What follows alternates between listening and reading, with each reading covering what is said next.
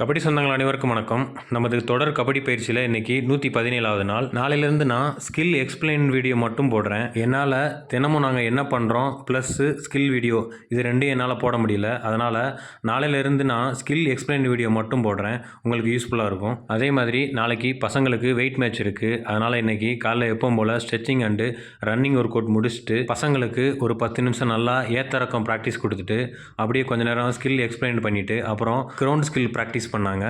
இப்போ இருக்க கபடி வீரர்கள், குறிப்பாக இளம் கபடி வீரர்கள், நீங்கள் ப்ராக்டிஸ் பண்ணாமல் மேட்ச்சுக்கு போகாதீங்க.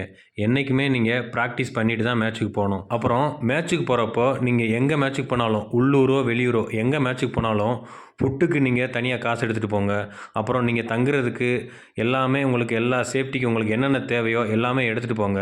எந்த ஒரு ப்ரிப்ரேஷன் இல்லாமல் நீங்கள் மேட்ச்சுக்கு போகாதீங்க. அதே மாதிரி மேட்ச்சுக்கு போகிறதுக்கு முன்னாடி மேட்ச்சு கன்ஃபார்ம் நடக்குதா அப்படின்னு சொல்லி கன்ஃபார்ம் பண்ணிக்க. பிக்சரில் உள்ள கமிட்டி நம்பரை நீங்கள் கன்ஃபார்ம் பண்ணிவிட்டு மேட்ச்சுக்கு போங்க. அதே மாதிரி நீங்கள் மேட்ச்சில் வின் பண்ணுற ப்ரைஸ் மணியை உங்கள் ஃப்யூச்சருக்கு யூஸ் பண்ணுற மாதிரி அதை யூஸ் பண்ணுங்கள். அதே மாதிரி மேட்ச் விளாட்றப்போ நல்லா கவனமாகவும் நல்லா தைரியமாகவும் விளாடுங்க. இன்றைக்கான பயிற்சி முடிஞ்சு நண்பர்களே. அனைவருக்கும் வணக்கம்.